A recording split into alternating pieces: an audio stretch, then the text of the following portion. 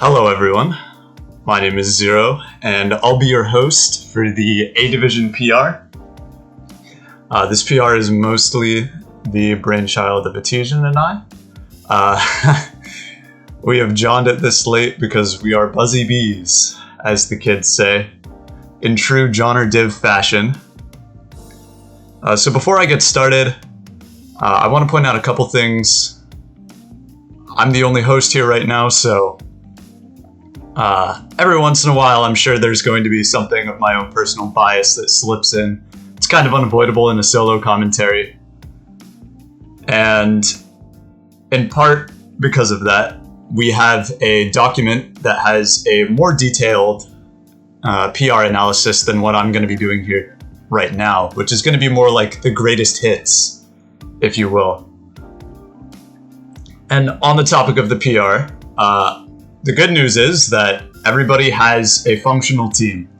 It seems pretty obvious to us that you all knew how to draft, which is good. I would be very concerned if there were teams that I was struggling to figure out, but for the most part, there were no head scratchers as to how you all thought your team synergized.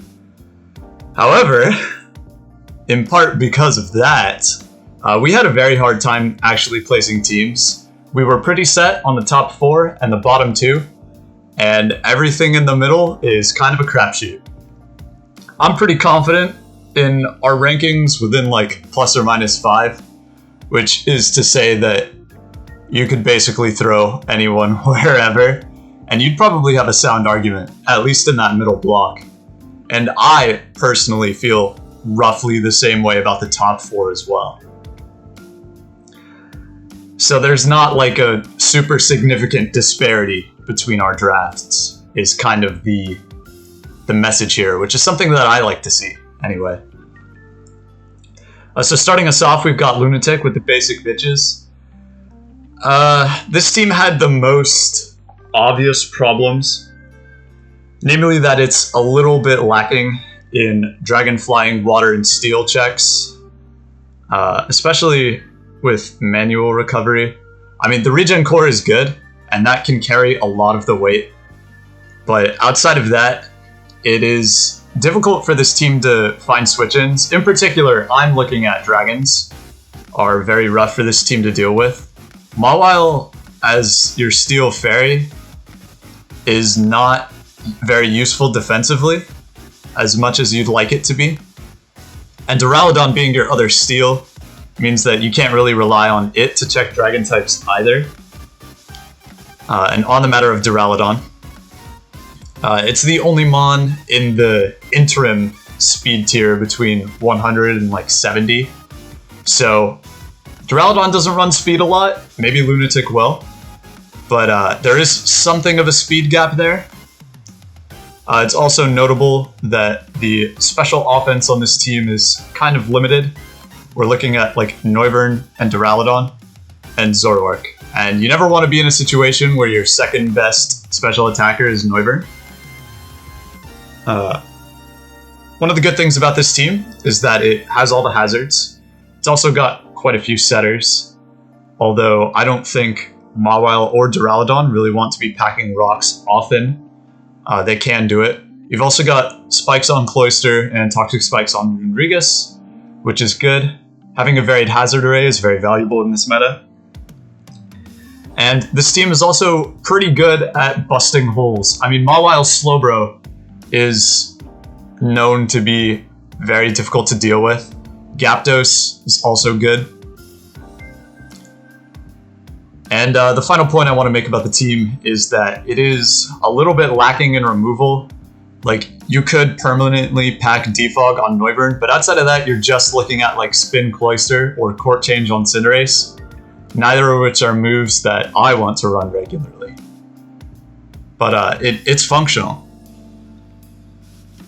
So next up, we've got Luffy with the Straw Hat Rayquazas. So I think the most striking thing about this team is that none of the Mons are immediately dismissible as a threat. I mean, obviously Zong and Weezing aren't exactly known for their offensive prowess, but every other Mon on the team besides Eldegoss is both a setup threat and a threat with immediate power. which is very stressful to deal with in the team builder, especially since he has a plethora of sweep angles. But I think the major failing of this team is how it plays around hazards. His removal is Regieleki and Elagos, which isn't super ideal. And Wheezing is not a grounded poison, so he can't get rid of toxic spikes. And the effect that this has on the team, for the most part, is that a lot of these Mons will never get out of their footwear. In particular, Victini and Kyurem. While Boots is probably the best item in the game right now, you don't want to have to run Boots. It cuts into your set range a lot, and opening up the Victini and the Kyurem in particular would do a lot for this team's offensive capabilities. I also noticed that Pincurchin is undrafted, and the Regieleki is right there, so if he wants to turn that into a more pointed offensive threat, that is an option. So next up, we've got Zooch and the Long Island Lugias. This team has some pretty good strong immediate power within the Porygon Z, the Heracross, even Thundurus has some pretty good immediate power, and Dragonite does have some as well, with things like its band sets. And it also has a lot of reliable pivots. Clef, Jirachi, Tangrowth, and Incineroar are all very, very easy to pivot on, especially Clef and Incineroar as slow pivots. But it is, on that topic, very reliant, I think, on Jirachi and Incineroar. They compose a very vital part of this team's defensive synergy. And the team is also quite lacking in removal. You're pretty much looking at Defog on Thundy, which, while it is Prankster, it's kind of unfortunate. Same thing as what we saw with Kyle's team, where like Dragonite has a lot of sets with a lot of different items, but on this team it kind of feels pressured to run Boots. He can work around that by wish-porting it, but again, it's not so much that like he doesn't have the option, but that it's a problem that he doesn't want to have. Next up, we have Piranha Plant with the Washington Walreins. So this team has a lot of immediate damage, especially from the Melmetal and the Dragapult. Those are very tough to deal with. Gardevoir is no slouch either, nor is Nihilego.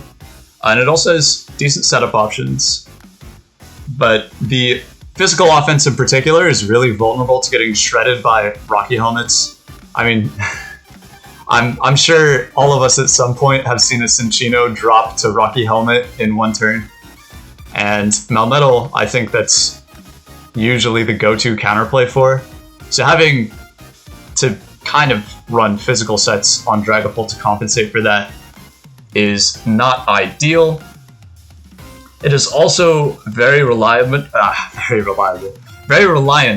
on Mandibuzz, and it lacks speed control without Dragapult. So if Dragapult drops, this team's method of putting on offensive pressure drops significantly, or rather its capability drops significantly. And the same thing with Mandibuzz. If it gets taken out, suddenly the team is in a situation where it has a really hard time responding to offensive threats, in particular ghost types and dark types, which are otherwise quite difficult to deal with. Next up, we have Elgino with the Celestial Celebi. So Elgino has some pretty solid offense between all of his choice offense mons, as well as some reliable pivots, and a very stable defensive core. Alomomola Porygon 2, along with, if he chooses to use them this way, Mega Scizor and Galar Weezing, is very easy to move around with. The Alomomola can sustain the team pretty well. And sorry, I lost my train of thought.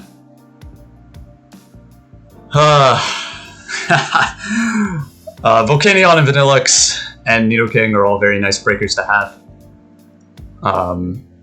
They're rather difficult to switch into. The Scizor poses an anti-sweep threat as well as being an offensive threat in its own right, in addition to its defensive utility. But the team has some pretty shallow hazards options. You're pretty much looking at just Nidoking and Weezing, where Weezing puts up toxic spikes and Nidoking additionally has rocks on top of the toxic spikes, which is not ideal. I mean, I never want to be in a situation where I have to perma-bring one Mon specifically to have hazards. And the team also doesn't have a super good way to deal with knockoff or offensive rock types very well. It's kind of riding on just natural bulk. In particular, looking at like the Alomomola to handle physical rock types. The Nidoking can do it as well. But having no good knock switch in, the Scizor can do it. But no good knock switch in isn't super great on a team with Porygon 2. And I think you'll also find that Mienshao and Nidoking are quite reliant on their items, so it's tough to switch them into it either. Next up, we've got Hacker. This was an interesting one for us because to me, the team feels like it's got kind of a minor identity crisis. Atiusian thought that this looked like really nice, bulky offense, and I'm inclined to agree, but the way the team's defensive synergy lines up, it like really wants the Hydreigon and Necrozma to be operating as a more defensive option. I've found it almost looks like a balanced team that's kind of confused about whether it wants to be bulky offense or the other way around, was what I saw. And you know, the Necrozma and the Hydreigon kind of not having the freedom to open up their sets, especially when these two are Mons that have a very, very wide range of options, is not super great. But so he has to make tough decisions with the Necrozma and the Hydreigon every single week they come. Fortunately, he does have varied hazards options, so he doesn't have to run things like rocks on Aerodactyl and Necrozma. Also having webs on Vikavolt is very nice, especially for the Hydreigon and the Necrozma, which like webs a lot. And it also has reliable removal. You know, I think Empoleon point for point is probably one of the most consistent removal options. But, you know, there's a wide array of places for that to go on this team. Next up, we've got the Rawalpindi Scolipede with Talal. This is probably the most top-heavy team in the league. And the top-heavy part of this team is quite good. Lando T, Zard, Raikou, Blissey, Suicune, and Celesteela are all very good. They fit very well together. And the rest of the Mons do have like some niche application on this team. The most notable flaw is that it is kind of lacking on the special end. You've just got Raikou, and although the addition of Scald made Raikou a little bit harder to deal with, just Raikou and Mismagius can't handle really like the full range of things you need special attackers to deal with. You can run special Zardex, and it is a good set, but I think, you know, most of us would agree that Dragon Dance or SD Scale Shot are probably better sets right now. And on the matter of Zardex, you know, can't run boots on that.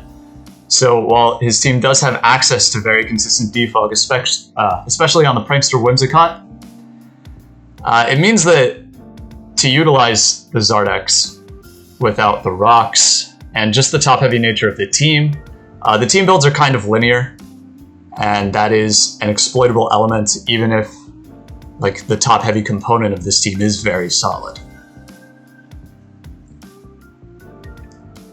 Next up, we have Memslot's Hollow Corvinites, with the longest team name in the league, captained by X-Gamer Pokestar. So this team has very good average bulk, I would say. Pretty much the only Mons that we're looking at as particularly frail are Gallade, Inteleon, and Chandelure. Gallade got pretty passable bulk on the special side, at least, and Chandelure does have sets that it can use to feign bulk, like Pain Split, so that's very workable. He can also wish support the entire team with Sylveon. And in general, while the good average bulk is good, his resistance spread is not so good. There's not really like an obvious switch in to, for example, fire and ice types. I mean, he's got the Registeel, but if you get rid of the Registeel, what else does he have? And there's also a lot of room for greed creeping with your speed against this team. He also has the full array of hazards options. No, he doesn't. I'm a fraud. He's only got rocks and toxic spikes, but that's really all you need to pressure your opponent into defog. And on his end, his removal is Mono Boots, being Zapdos, Crobat, and Avalugg, which, you know, not running boots is a luxury, but as I said earlier, probably one of the best items in the game, if not the best, so it's not that big a deal. Next up is Tails, captaining the Rosemere Rotoms. Despite my insistence, because he drafted Mega Altaria, we have not placed Tails in 18th place, which hurts my soul. I never wanted to put a Mega Alt team this high, but here we are. On a more serious note, this team has a lot of unwallables backed up by a very, very stable defensive core in Glysaur, Toxapex, and Mega Alt. In particular, I'm looking at Aegislash, which is known to be incredibly difficult to deal with, but it's paired up with Infernape and Azelf, which are both mixed attacking demons. So that's just very hard to deal with on the defensive end. And it's difficult to check them offensively when he has the option of falling back on Glysaur and Toxapex, as well as if he chooses to utilize them this way, Aegislash and Mega Alt. His speed tiers aren't super great though. You know, he's mostly seeing Mons sitting at just above 100, and then a bunch of fat. He can run Speedy Glysaur if he wants, likewise with the Mega Alt and the Zarina, but you know, most Mons that are base 100, or even under base 108, actually, have a lot of freedom with their speed investment into Tails' team. And there's also a lack of manual momentum on this team. So I think it can be kind of worrying for Tails anyway, it's kind of worrying that it's difficult to get the Azelf and the Infernape in if he does not have tempo. And the team also doesn't really have a lot of hazard setters that want to run hazards every week.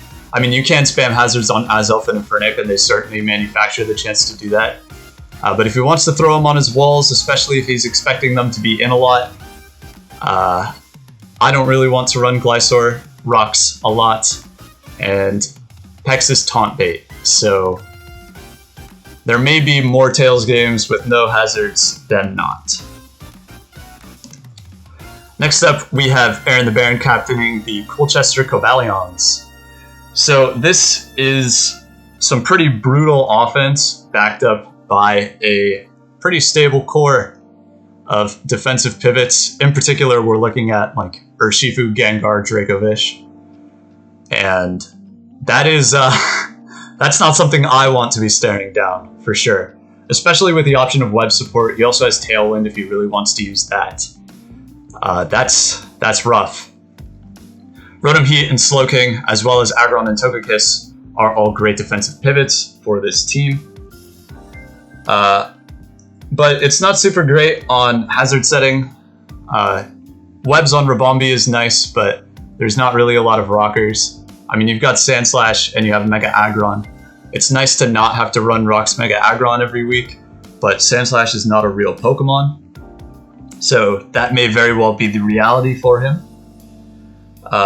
It's also, on that note, I think this Aggron is kind of overburdened defensively, and the wish support is not there. Aggron is a lot better if you have a way to sustain it, and while Thwacky can actually help that out with grassy terrain, Togekiss Wishes aren't the best for the Mega Aggron. So the team may end up having some sustainability problems. And it also has a rough electric matchup because, as I've said, Sandslash is not a real Pokemon. Next up, we have Spoink captaining the San Francisco Spoinkers. So, on Spoink's team, he's got a very solid core put together on the defensive end. Tapu Fini, Heatran, Silvally, and Crocodile is very easy to use, especially with Decidueye in the back. And then Latios and Thundurus, as well as Kangaskhan, are all nice offensive options. His speed tiers are passable. Like, he's hit all the benchmarks, but there's nothing super exceptional about them. They're very bare bones, especially on the higher end. And his immediate physical offense is limited to just Mega Kangaskhan, which can be somewhat abusable. So that may prove to be a problem. But I think more importantly, Tapu Fini, Heatran, and Silvally all do not have recovery. And the Fini in particular is the sole switch in to fighting moves because Thundurus nor Latios are not switch-ins. The Decidueye can switch into fighting moves, but it has a hard time checking fighting types because they almost always pack Ghost or Psychic Hate. So this team is on a timer with the lack of reliable recovery. I mean, you're pretty much just looking at Roost on Decidueye, Recover on Latios, and Wish on Mega Khan should he choose to run it that way. And the team also has only rocks, so he may find himself in matchups where his opponents just don't run removal and just spam boots quite often. Oh no, I have updates. Very unprofessional. So next up we have Winner with the Charlotte Fellstingers. So Winner has drafted some very oppressive offense. Spectre, in conjunction with any good fighting type, is very, very difficult to deal with, since the fighting types can pretty much smash anything you dream of dealing. You dream of having deal with the Spectre, rather. It also has a Sun engine, and while I don't think the team opens up for the Sun engine particularly well, just the fact that it exists and it is threatening in its own right imposes a pretty large team builder strain. And he also has access to all of the hazards. In particular, the Klefki is a great setter. It's also reliable removal, as is the Gligar. And he can also run Spin on Torkoal, should he so desire, especially in situations where he wants to stack hazards with Klefki. But the defensive synergy on this team is kind of awkward. You don't really want to have your Klefki catching fire moves in the sun, and your recovery is very limited to the Vaporeon. I mean, I guess you could run Synthesis on Venusaur, but if he wants to sustain the team, he's looking at going in and out of that Vaporeon a lot, or just clicking Roost on Gligar. So next up, we have Shrek with the Buffalo Deblades. This is just a very threatening sand team.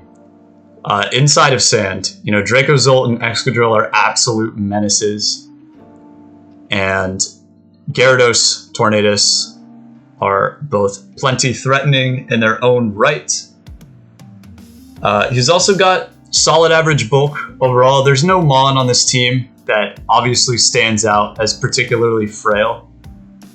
I mean, just looking at it right now, the only thing that even comes remotely close is like Dracozolt. So, in other words, it's pretty good. And it's also, because of that, very easy to move around on, especially with Tornadus and Reuniclus both getting Regenerator.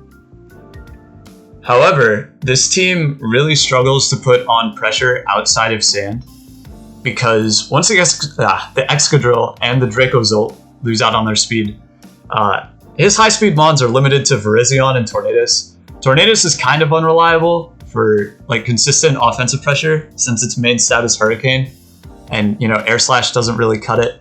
And Virizion has very middling offensive power.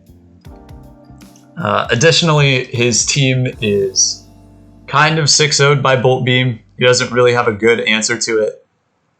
He can kind of rely on the natural bulk of Reuniclus, Arcanine, and Gigalith to get through that. But, it's nice to have more stable options to play around it. Likewise, I feel the same way about Edgequake with this team. His best way to deal with Edgequake is probably Virizion, but it's hard to run a bulky Virizion set with Synthesis when you have Sand. So what's more likely is that he has to sustain the team with Audino and Clefairy Wishes. Also, his lower end speed tiers are not super great. I mean, who's really speed creeping this team below 81 speed? Because if you're not outspeeding the Gyarados, you might as well just run max HP into this team. There's not a lot of stuff under that you really have to worry about. Next up, we've got me with the greatest team to ever be drafted. Personal bias aside, this is a very well put together offense team. I think the most striking feature of the team is that it is very modular, in that most of the Mons on this team can core together nicely with most of the other Mons on this team, which gives me a very large range of options in the team builder. And that's also stressful for my opponents in the builder. This team also has a lot of momentum, and what that ultimately comes down to is that this team can pretty much explore any offense style under the sun, but it absolutely cannot stray from offense at all. In that regard, it's pretty much a one-trick pony. Like, this team has rather poor sustainability, even though there's manual recovery on some Mons, and I have grassy terrain. The team has to run offense, more or less. It's also kind of 6-0'd by Edgequake. I can kind of get away with it on the physical end using natural physical bulk, although that's hardly ideal. But special Edgequake off of something like a Mega Deontay, the team just doesn't really deal with. And the removal options are also lackluster. I mean, you never want to be in a situation where you're legitimately considering running Defog Volcarona. But, sometimes this team may be, even though Rotom is known to be consistent removal. And Starmie, Volcarona, and Kamala are all particularly abusable on turns that they remove hazards. So now we're in the top 4. These are teams that we thought were kind of the cut above the rest. And we're starting off with Ampha and the Minnesota Twin Needles. This is just a very solid balanced team. The Mons fit together very well. He's got potent offensive options, especially from the Salamence and the Deontay. I mean, Zam is great, but the Salamence and Deontay are a very powerful mixed threat. I've been seeing a lot of special Salamence lately, and physical Mega Deontay is a real set now that it has Play Rough. So that is a difficult offensive core to deal with. And the team is rather bulky overall, but it is somewhat lacking in answers to Ghost types as well as Dark types. You never really want to be in a situation where you say that your Dark switch-in is your Mega Deontay. Pangoro can function as a switch-in to these two, but Pangoro is not exactly renowned for its bulk, so that puts more stress on the Licky. And the walls on this team are also kind of passive. Corviknight and Jellicent are basically taunt bait, and the speed tiers are pretty alright, up to whether or not the things in the mid-range between around 80 and 100 really care about the Rotom Mo. They may find themselves with a little bit more flexibility in their speed investment. Next up, we have Simpleton with Swinub Premium. I'm literally never going to complain about a team that has Coco Chomp.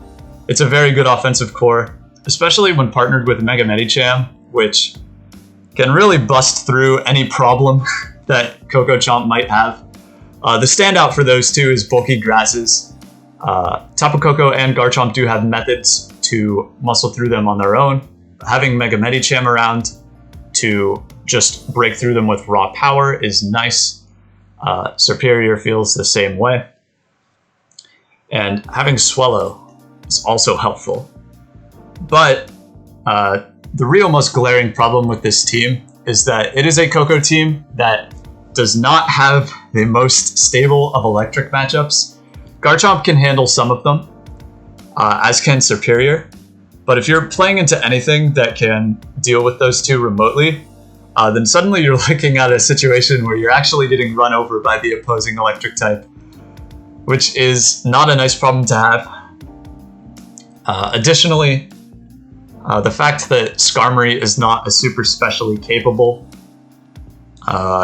Steel type can be a painful thing to deal with, especially into offensive fairies and offensive dragons, which this team otherwise doesn't have super stable answers to. And I feel the same way about the Alolan Muck as it pertains to Dark and Ghost types. But, not even but, this team also has access to all of the hazards. I think I've pointed it out on teams that have so far. I think Spike's offense is the best offense right now, or at least hazards-wise. So having both Colossal and Skarmory as spikers is very nice. At number 2, we have the lesser Lykan Rock with the Tijin. This team is just really solid. Did you know that Hippowdon gets Sand Force? Because I totally forgot. So while on the surface, it might look like the Hippowdon and the Venusaur have some defensive anti-synergy, they in fact do not. So the Hippowdon and the Venusaur are actually very, very reliable defensive fallbacks for this team. The team has access to all manners of hazards, and it's pretty enabled to run them on the mons that get the hazards. And it's also got solid priority and good immediate damage. The problems with this team come in when, even though the Venusaur and the Hippowdon, as well as the Mew, pose for a very reliable defensive core, he still only has one bulky flying, ice, and ghost check. Those are all great offensive typings, so it can be difficult to be staring those down, especially for the ghost types. I think because, you know, having Drampa as your ghost answer isn't super great because it is a Drampa. And finally, we have Almighty Photon with the Nevada and Cosmos. So I think the most striking thing about this team at first glance is all the literally unwallables. I mean, he stacked Landorus on top of Blacephalon, Weavile, and Buzzwole, which is a huge pain in the ass to deal with defensively. This team has a very high damage floor. And they're partnered with good hazard support from the Ferrothorn as well as the Miltank, and some solid pivots in Slowking, Audino, and Rotom Wash. It's not an ideal defensive core, but it will do the job. And it also has access to spikes on Ferrothorn. Hooray! That said, it is a little bit vulnerable to opposing hazards. You're pretty much looking at just Rotom Wash for removal, because there's not a lot of times where you really want to put Defog on the Lando. So his opposing hazards matchup isn't super great. That is alleviated somewhat by running spikes on Ferrothorn, but, you know, it's worth mentioning. And he also has a speed gap underneath base 100 because Miltank is not a real Speedmon. There's nobody who has ever run a max speed Miltank, and I can't imagine a single time that I've ever actually cared about that when I was building. So he's got an exploitable gap between Rotom and the base 100s, and that is not super great, but not the worst. I also think the team is a little bit swingy. It doesn't have access to a lot of immediate recovery, so it does heavily rely on the auto if it wants to have any kind of long-term sustainability that's not on Buzzwole or Slowking. Alright, well, that's all I have for you all. I hope it wasn't too rambly. But as I said before I started, this was kind of just the summary. If you want to get a more detailed look at all of the teams, I would strongly recommend you check out the doc in the description. And if you'd like to flame me for my rankings, please direct your complaints somewhere else. Because my rankings are immaculate. As I said, I just do want to reiterate this now that we're done and everybody knows where we placed them. The gaps between these teams are really not that large. Everyone drafted a functional team, and for the most part, it was very, very difficult for us to place everybody. I recall there were some people in the revision process where we moved them like as much as 8 places. So, you know, if it really puts your mind at ease, you can consider 5 to 16 to be a single rank. Anyway, I'd like to thank you all for listening. And this has been the WPF A-Division PR.